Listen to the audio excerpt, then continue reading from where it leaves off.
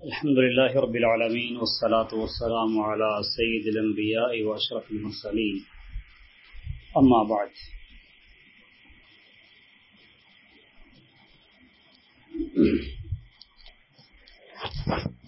ہمارے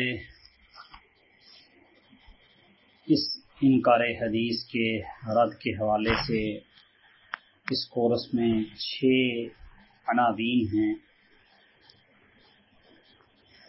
جن میں ہم نے منکرین حدیث کی تاریخ و تعارف، ان کے شبہات اور ان کے رد کو سمجھنا ہے۔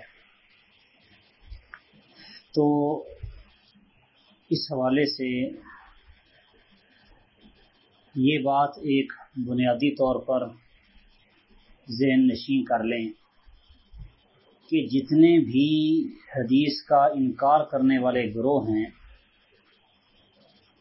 یہ سارے کے سارے بنیادی طور پر عقل پرست ہیں، یعنی عقل کو وحی الہی پر فوقیت دینے والے ہیں۔ انکار حدیث کا، ان کی گمراہی کا بنیادی مرکز اور محور یہی عقل پرستی ہے، اور اس عقل پرستی کی وجہ سے انہوں نے ان تمام تر احادیث کا انکار کیا ہے جو ان کی عقل میں نہیں آتی یا ان کی عقل کے مطابق وہ قرآن کے خلاف ہیں، حالانکہ حقیقت میں وہ قرآن کے خلاف نہیں ہیں۔ انشاءاللہ قرآنیون کے بارے میں جب بحث کریں گے تو پھر اس کی تفصیل بیان کریں گے۔ یعنی کہ جس درجے پر بھی وہ نبی کریم صلی اللہ علیہ وسلم کے کسی فرمان یا کسی عمل کو اپنی عقل کے خلاف سمجھتے ہیں، وہ اسے مطلق عقل کے خلاف قرار دے کے رد کر دیتے، گویا عقل ان کی اپنی کوتاہ ہے، بات سمجھ نہیں سکے اور الزام حدیث کو اور راویان حدیث کو اور محدثین کو دے دی۔ اصل میں عقل اللہ سبحانہ و تعالی نے انسان کے اندر پیدا کی ہے، غور و فکر کا ملکہ اس کو دیا ہے، اور جب سے انسان اس کائنات میں آیا ہے تو اس وقت سے لے کے جب اس نے سوچنا شروع کیا، چند ایک سوالات وہ اس کے ذہن و دماغ میں گردش کرتے ہیں کہ آیا یہ کائنات خود بخود بن گئی ہے یا اسے کوئی پیدا کرنے والا بھی ہے، اور اس کائنات اور انسان کا آپس میں کیا تعلق ہے، اس کی پیدائش کا کوئی مقصد ہے یا نہیں ہے، یہ مر کے ہمیشہ کے لیے ختم ہو جائے گا، اور اس کائنات کی خالق کوئی مقتدر ہستی ہے، اگر ہے تو پھر اس کا انسان کے ساتھ کیا تعلق ہے۔ وحی الہی نے ان تمام تر سوالات کے جوابات دیے ہیں۔ تو جنہوں نے وحی کی روشنی سے نور لیا، علم لیا، ان کی عقلوں نے انہیں رب تعالی کی، باری تعالی کی معرفت اور پہچان کروائی، اور جنہوں نے صرف اور صرف اپنی عقل کے ہی گھوڑے دوڑائے، وہ انکار میں انکار خدا تک جا پہنچے۔ انسان اللہ نے اسے خیر و شر کی تمیز بھی دی ہے، قوت اختیار اور قوت ارادہ بھی، اور اس کو اپنی موت کا اور اپنے مستقبل کا بھی احساس ہے۔ یہ چیزیں دیگر جانداروں میں نہیں ہیں۔ اسی طرح انسان کو عقل و شعور کا وافر حصہ بھی عطا کیا گیا ہے، جس کے ذریعے وہ معلوم اور مشہود دیکھی گئی چیزوں سے کچھ مزید حقائق اور نتائج کا سراغ لگانے کی اہلیت رکھتا ہے، جسے اصطلاح میں علت و معلول کہا جاتا ہے۔ اس عقل و شعور کے باوجود یہ حقیقت اپنی جگہ مسلم ہے کہ انسان محض اپنی عقل و دانش کے بل بوتے پر یہ عقدہ حل کرنے میں ناکام ہی رہا ہے کہ انسان کیوں آیا ہے، کہاں سے آیا ہے۔ محض عقل کی بنیاد پر یہ عقدہ حل نہیں کر سکا۔ وجہ یہ ہے کہ انسانی عقل محدود ہے اور کائنات لامحدود ہے۔ ایک محدود چیز لامحدود کا ادراک اور احاطہ کرنے سے قاصر ہے، اور انسان کے سامنے کئی ایسی معلومات اور ایسے مشاہدات آ جاتے ہیں کہ جہاں علت و معلول کا یہ فلسفہ دھرے کا دھرا رہ جاتا ہے اور انسانی عقل وہاں پر ہاتھ کھڑے کر جاتی ہے، جواب دے جاتی ہے۔ عقل کی اسی مجبوری کی وجہ سے ہی خالق کائنات نے انسان کی رہنمائی کے لیے وحی نازل کی۔ آدم علیہ السلام جہاں پہلے انسان تھے وہ پہلے نبی بھی تھے، اور وحی کے ذریعے خالق کائنات نے انسان کو بتا دیا کہ یہ کائنات اور اسی طرح خود تمہیں بھی میں نے ہی پیدا کیا ہے، اور یہ کائنات تمہارے لیے مسخر کر دی گئی ہے۔ تم اشیاء کائنات میں سے جب اور جس طرح چاہو کام لے سکتے ہو۔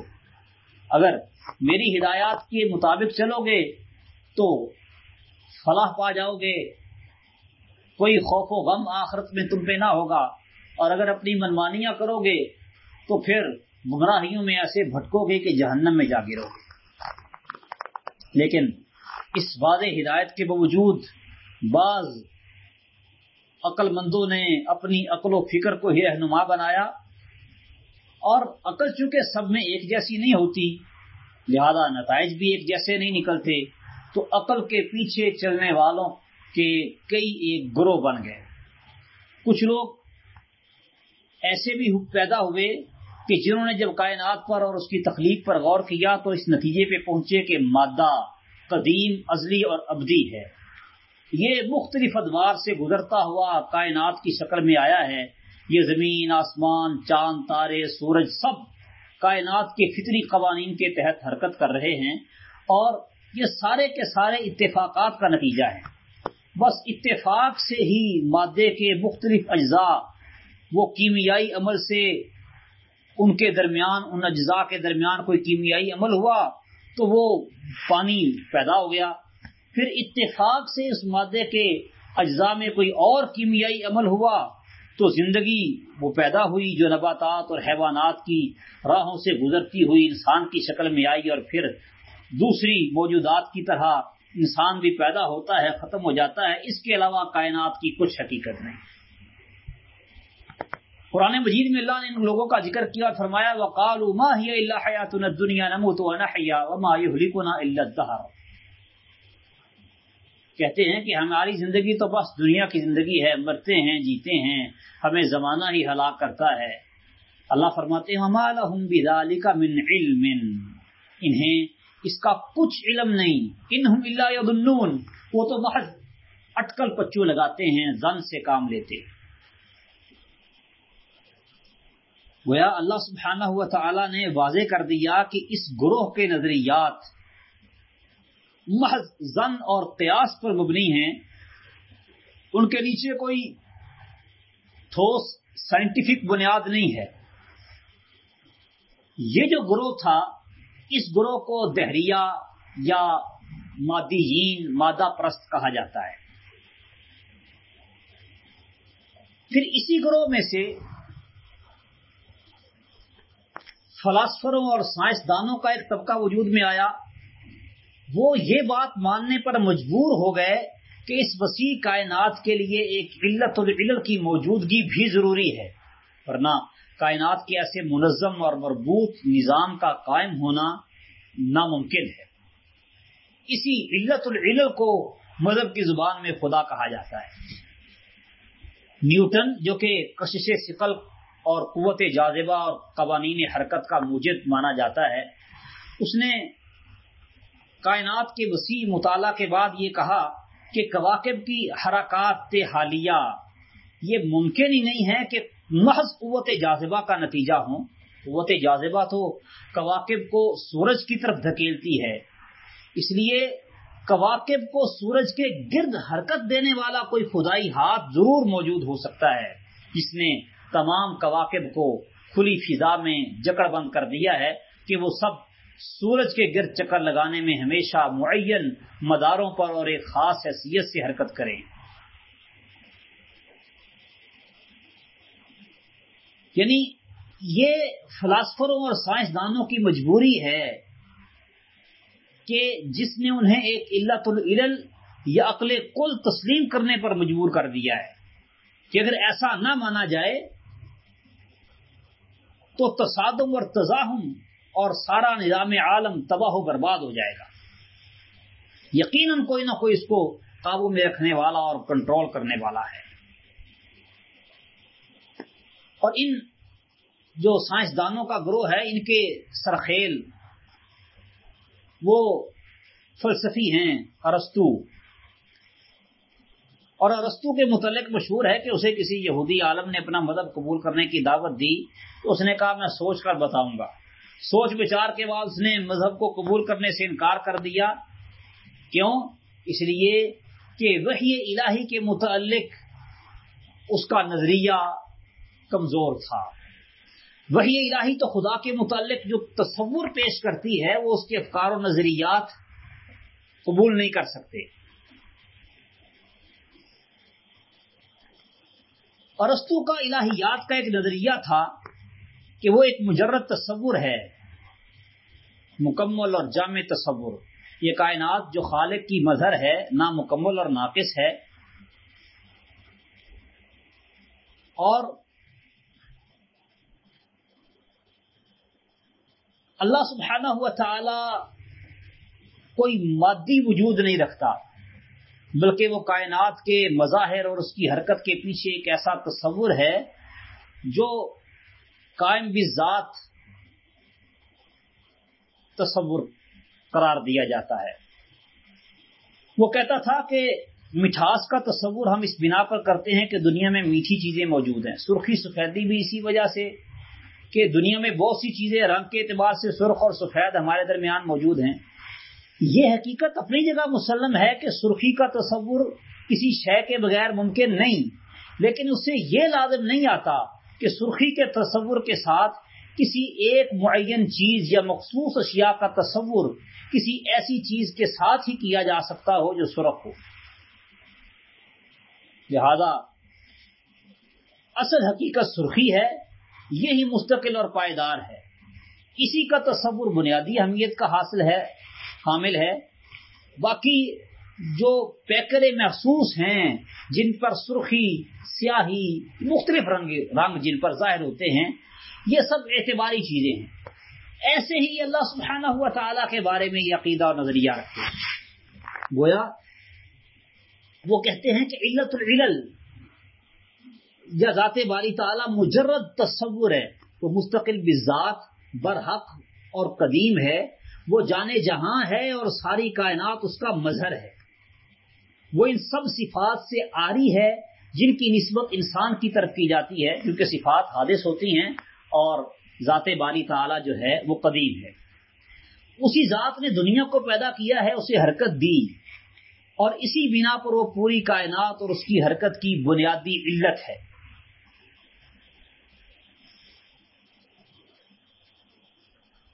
گویا آپ یوں سمجھ لیں ارسطو اور اس طرح کے دیگر جو حکماء ہیں فلاسفہ، ان کے نزدیک خالق کائنات کی حیثیت آپ سمجھ لیں کہ محض ایک گھڑی ساز کی طرح ہے، جس نے گھڑی بنا کر اس میں ایک دفعہ چابی بھر دی ہے اور اب یہ گھڑی خود بخود چل رہی ہے.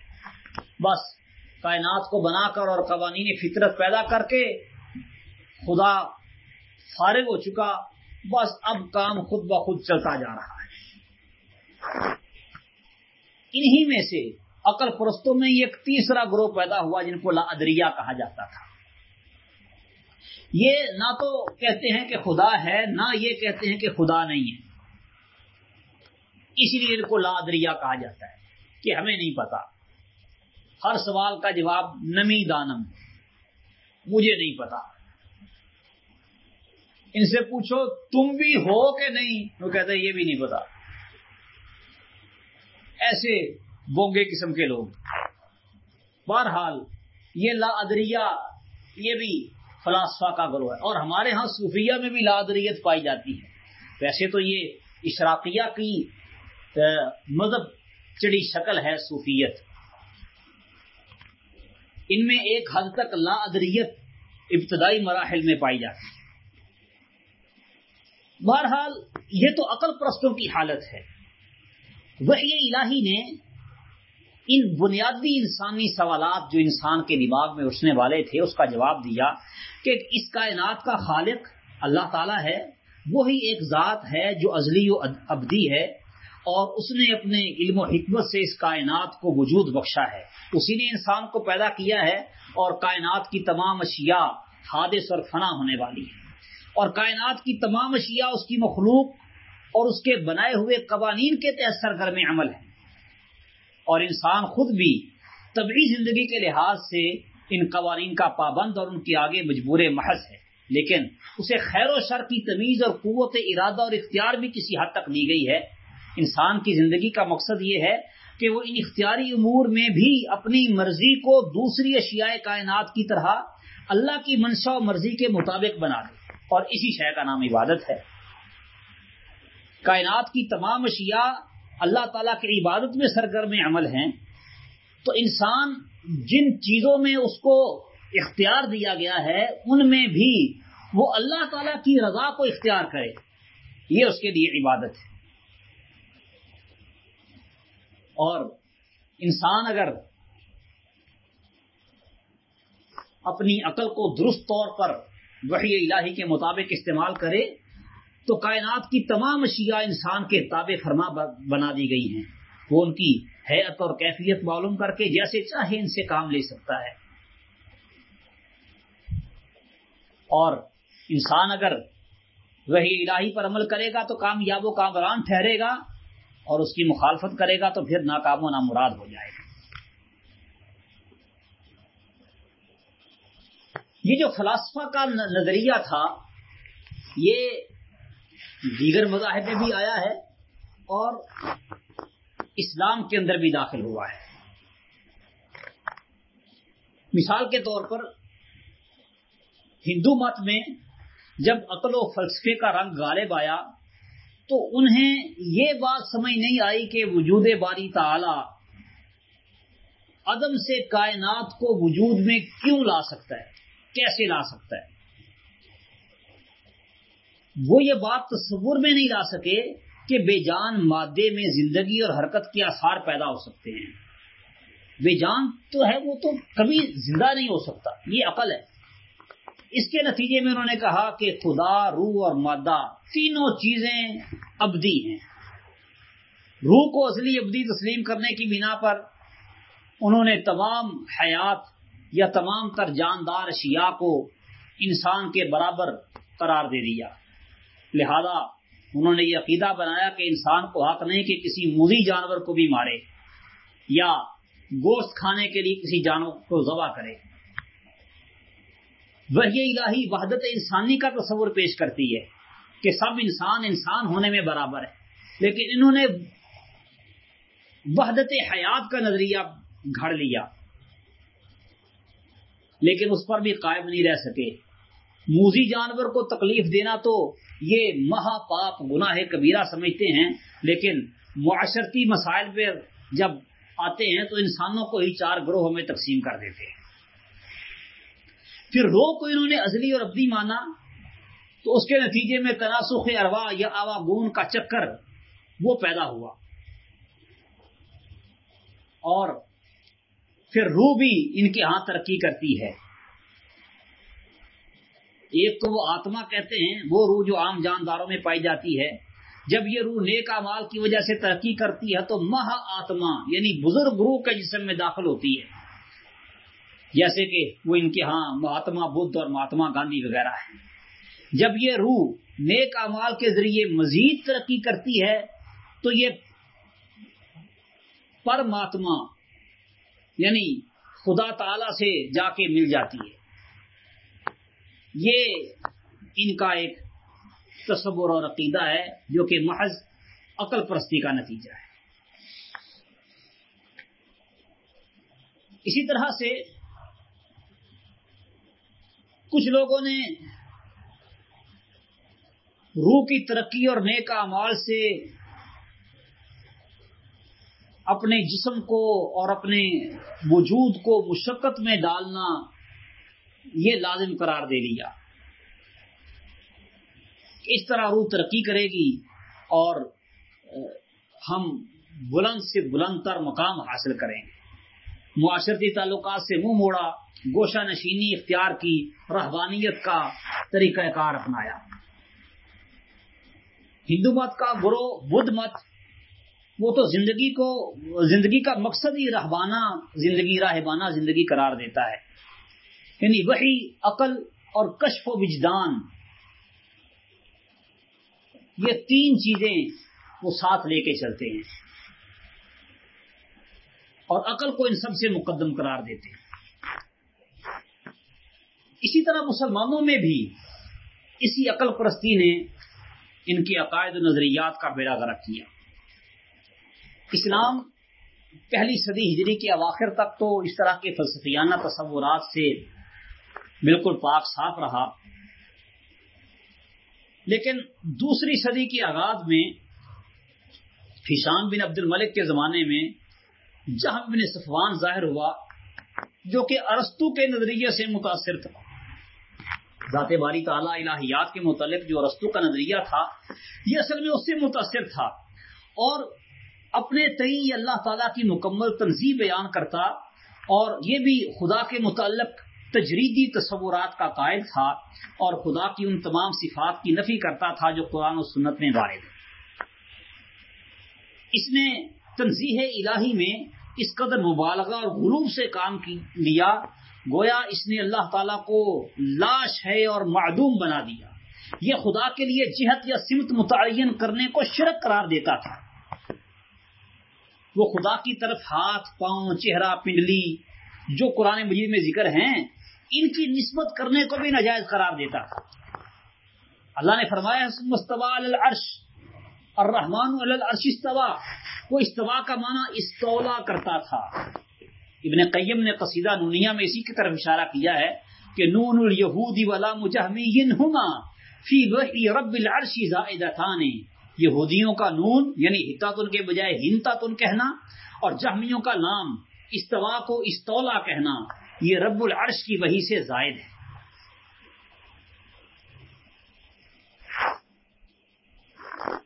اسی جہمی عقیدے سے متاثر ہو کے آپ کو اب بھی وہ لوگ ملیں گے جو اپنے آپ کو انڈیا کے کسی مدرسے کی طرف منسوب کرتے ہیں. وہ کہتے ہیں کہ خدا لا مکان ہے، ہم اس کے لیے جہت ثابت نہیں کرتے. جب عوام کے سامنے بات آتی تو پھر کہتے ہیں اللہ تعالیٰ ہر وقت ہر جگہ موجود ہے. استواء علی العرش کو نہیں مانیں گے. تو یہ اصل میں وہی جہمی عقیدہ ہے، جہم بن صفوان والا. اللہ سبحانہ و تعالیٰ کی صفات، ہاتھ، پاؤں، چہرہ، پنڈلی وغیرہ ثابت کرنے والے کو یہ آج کے یہ لوگ بھی مجسمہ کہتے ہیں. گویا یہ صرف احادیث ہی کا انکار نہیں کرتے بلکہ قرآن مجید کا بھی انکار کرتے ہیں، شعوری یا غیر شعوری طور پر. جن حدیث میں اللہ سبحانہ و تعالیٰ کے یہ اوصاف ذکر ہیں نہیں مانتے، تعویلیں کر جاتے ہیں. شریعت میں یہ تعویلات ہی ہیں اللہ سبحانہ و تعالیٰ کی صفات کی. یا تو سیدھا سیدھا انکار کر دیں گے یا پھر تعویل کر کے انکار کریں گے. ہے آخر کار انکاری کسی نہ کسی صورت.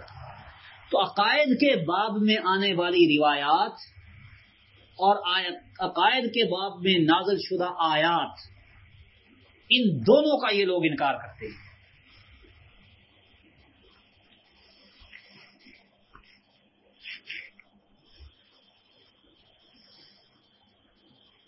اب ارسطو کی جو تعلیمات تھی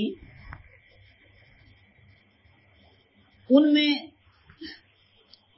جہم بن صفوان کے لیے بڑا مسئلہ تھا، لیکن اس نے بجائے اس کے کہ ارسطو کی تعلیمات کا انکار کرتا اور وحی الہی کے آگے سر تسلیم خم کرتا، اسی فلسفیانہ نظریے کو ہی پروان چڑھایا۔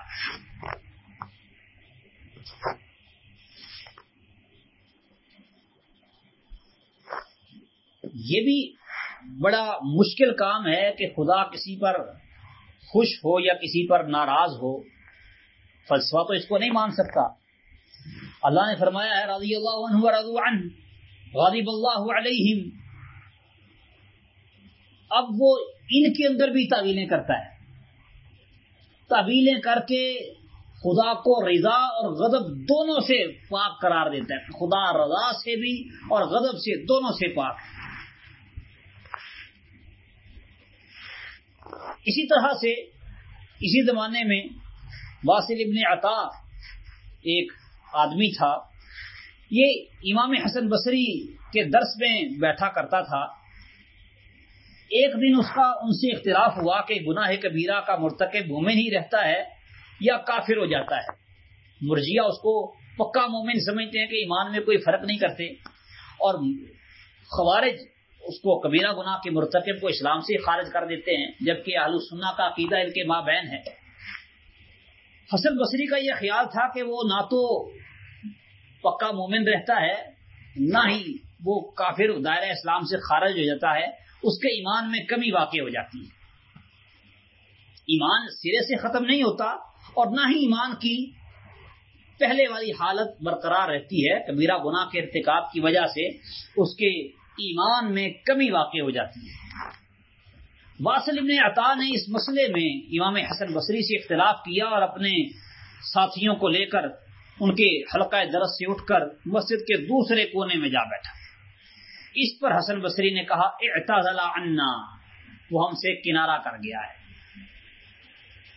اسی بنا پر ان کا جو نظریہ ہے وہ نظریہ اعتزال سے مشہور ہوا اور ان کو معتزلہ کہا جاتا ہے۔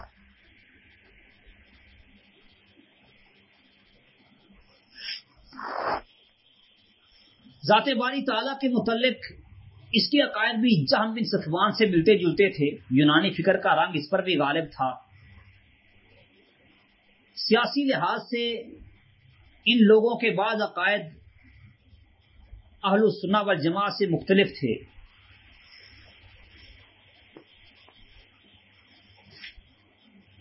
بہرحال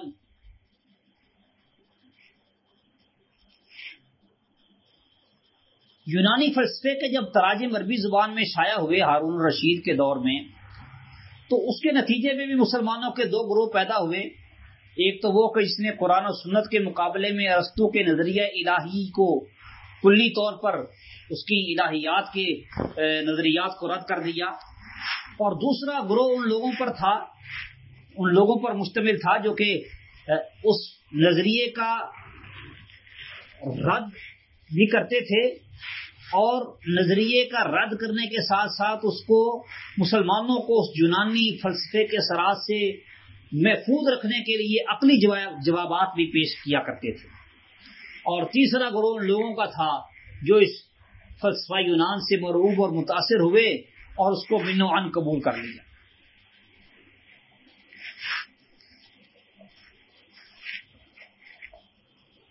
یہ جو یونانی نظریات کو قبول کرنے والے لوگ تھے، یہ جہم بن صفوان اور واصل بن عطا ان کی بنیاد رکھ چکے تھے،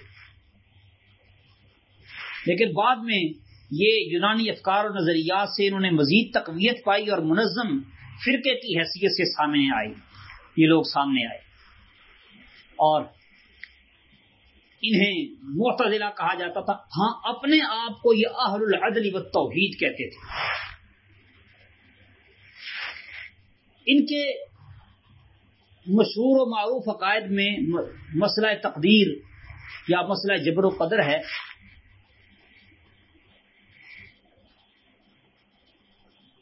اور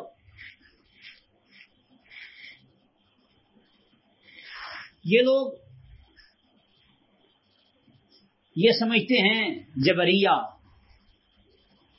کہ بندہ جو اعمال بھی کرتا ہے، کیونکہ اللہ سبحانہ و تعالیٰ نے اس کی تقدیر میں لکھ دی ہے، لہذا بندہ مجبور ہے، اب اللہ نے لکھ دی اس کو کرنے تو پڑیں گے نا۔ مجبور ہے بندہ. اور قدریہ وہ کہتے تقدیر ہے ہی کوئی نہیں, وہ سرے سے تقدیر کے منکر ہو گئے.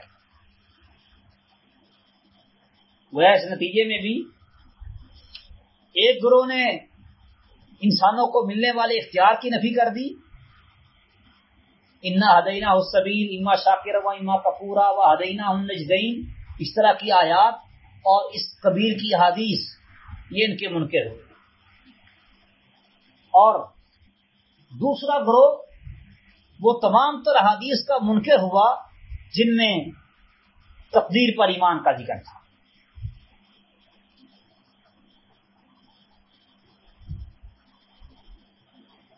اور پھر کیونکہ قرآن مجید کا واضح طور پر انکار کرنا ممکن نہ تھا, اس کے لیے انہوں نے بعید اذکار اور دور دراز قسم کی تعویلات گھڑی.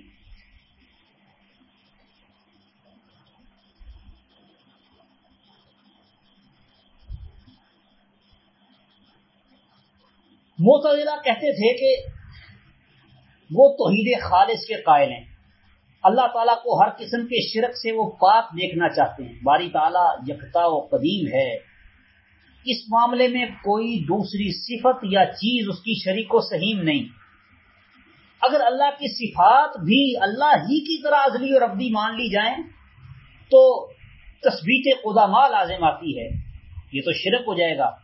لہذا یہ لوگ خدا کی صفات یعنی علم, قدرت, حیات, سمع, بصر وغیرہ سب کو انکار کر دیتے تھے, نہیں مانتے تھے. ہاں وہ یہ کہتے تھے کہ وہ فی ذاتی ہی قادر ہے, سمیع بصیر ہے, اس کی کوئی صفت اس کی ذات پر الگ یا زائد نہیں,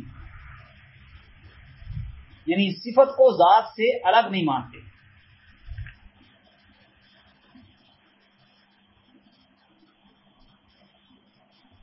یہ یعنی کہ خدا کے متعلق ایک تجریدی تصور ہے, اور اس کا دین اسلام میں کسی قسم کا کوئی تصور نہیں ہے, کیونکہ اس کو ماننے کے نتیجے میں تو اللہ کی حیثیت ریاضی کے کلیے کی طرح رہ جاتی ہے, جس کے مطابق ہر سبب لازمی طور پر ایک نتیجہ برآمد کرتا ہے. اسلام کا اس سے دور کا کوئی واسطہ نہیں.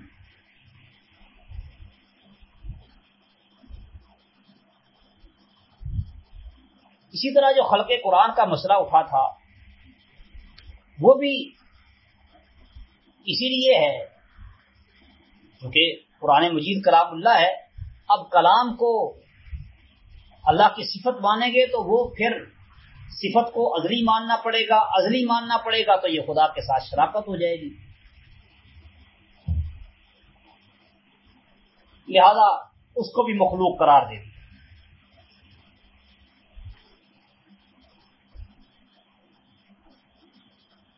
یہ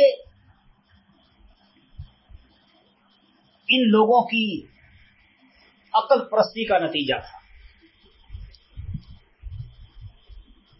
عقل اگر وحی کے تابع ہو کر چلے تو یہ عقل خالق کائنات پر بے پناہ ایمان و یقین کا سبب بنتی ہے, اور اگر عقل وحی الہی سے بے نیاز ہو کر چلے تو بس اوقات ضلالت و گمراہی کی انتہائی گہرائیوں میں بندے کو لے جا کر گراتی ہے.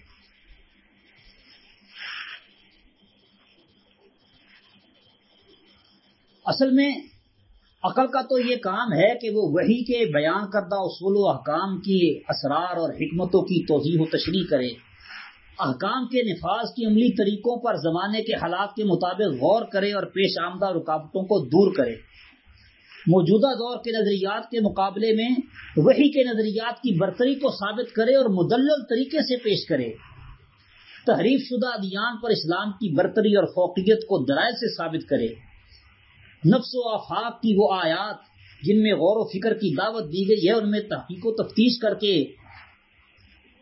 آگے بڑھے, اور اس طرح کے مفید کام عقل سے لیے جا سکتے ہیں. اور انہی مقاصد کے لیے عقل کو اللہ تعالیٰ نے پیدا کیا ہے اور انسان کو ودیعت کی ہے. اور جو لوگ ذہنی طور پر جدید فلسفے یا سائنسی نظریات سے مروب ہو جاتے ہیں محض اس لیے کہ وہی اس کے ہمنوا نہیں ہوتی تو وہی کا انکار کر بیٹھتے ہیں. انہی کے متعلق اللہ نے فرمایا بل کذبوا بما لم یحیطوا بعلمہ ولما یأتہم تأویلہ کذالک کذب الذین من قبلہم، کہ جس چیز کے علم پر قابو نہ پا سکے اس کو انہوں نے جھٹلا دیا حالانکہ ابھی اس کی حقیقت ان پر کھلی ہی نہیں. پہلے لوگ بھی اسی طرح سے جھٹلایا کرتے تھے. جو سائنسی نظریات ہیں وہ تو ہر دور میں بدلتے رہتے ہیں. ایک نظریہ کسی دور میں قبول عام حاصل کرتا ہے، تھوڑی مدت کے بعد اس کی تردید شروع ہو جاتی ہے، پھر ایک تیسرا نظریہ سامنے آتا ہے. تو وہی کس نظریے کا ساتھ دے؟ وہی الہی اصل ہے. یہ سارے نظریات جو ہیں یہ باطل ہیں. جو وہی کے مطابق ہوگا بس وہی ٹھیک. تو یہ جو اصحاب الاعتزال تھے، معتزلہ تھے، جہمیہ تھے، انہوں نے اپنی عقل پرستی کی بنا پر وحی الہی کا انکار کیا.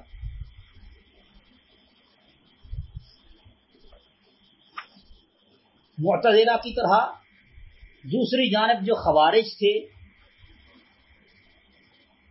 یہ بھی اللہ تعالیٰ کی وحی کے انکار کے مرتکب ہوئے. احادیث کا انہوں نے بھی انکار کیا، لیکن ان کے انکار کرنے کا طریقہ کار کیا تھا؟ بنیاد ان کے ہاں بھی عقلی ہے.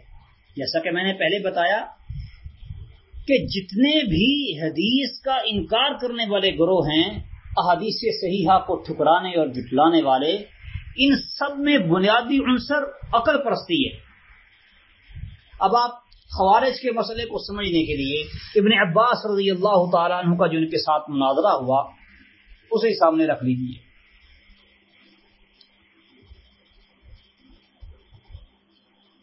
عقل پیش کر رہے ہیں نا، عقل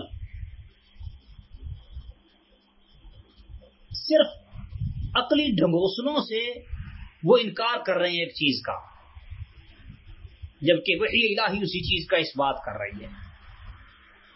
اور ابن عباس رضی اللہ تعالیٰ عنہ نے اس مناظرے میں آپ دیکھیے کہ اپنے ایک ایک دعوے کی اور ان کے ایک ایک اعتراض کی تردید قرآن کی آیت پڑھ کے کی ہے یا حدیث کے ساتھ کی ہے.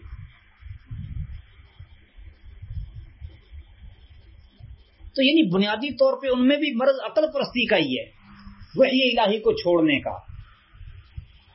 انہوں نے مرجیہ نے تو رجا والی آیات اور احادیث کو اتنا گلے سے لگایا کہ جو وعید ہے اس کو یکسر انہوں نے بھلا دیا. خوارج اس کے بالکل متضاد کھڑے تھے کہ وعید کو سر پہ بٹھا لیا اور جو وعدہ ہے اور جو رجا کی آیات ہیں اور احادیث ہیں ان کو یکسر بھلا دیا. اس کے نتیجے میں وہ کبیرہ گناہ کے مرتکب کو بھی کافر قرار دے دیتے تھے کہ چونکہ اب اس نے گناہ کر لیا ہے لہذا ایمان اس سے ختم ہو گیا. اس کے نتیجے میں وہ صحابہ کرام کو کافر سمجھتے تھے.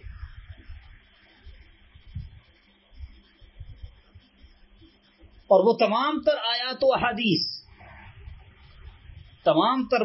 احادیث کہ جن میں اللہ تعالیٰ کی رحمت کا اور اہل ایمان کی معافی کا ذکر ہے وہ اس کو عملی طور پر تسلیم کرنے کے لیے تیار نہ تھے.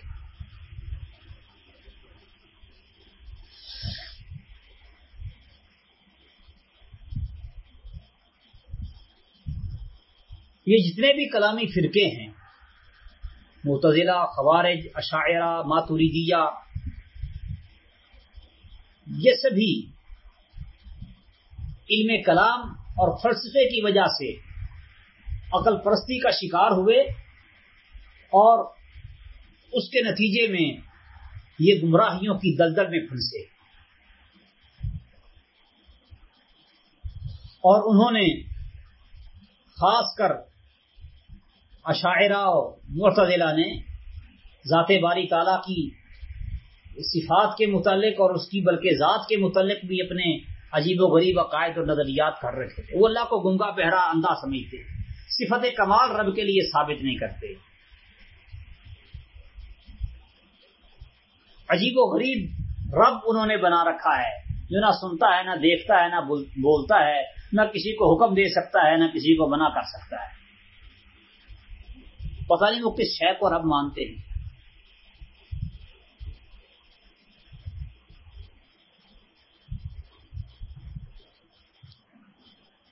تو خلاصہ کلام یہ کہ جتنے بھی منکرین حدیث ہیں، خواہ وہ متکلمین ہوں پہلے دور کے یا بعد کے دور کے، یہ سبھی اصل میں اپنی عقل کو وحی الہی پر فوقیت دیتے ہیں، اور وحی الہی پر عقل کو فوقیت دینے کی وجہ سے یہ شکوک و شبہات کا شکار ہوئے، جس کی وجہ سے انہوں نے احادیث کا انکار کیا، قرآن کی آیات کی تعویلات کی، اور تعویل کر کے اس کے انکار کے مرتکب ہوئے. اللہ تعالی ہمیں ان باطل نظریات کو سمجھنے اور ان سے بچنے اور لوگوں کو بھی بچانے کی توفیق دے. وما علیہ الا البلاغ.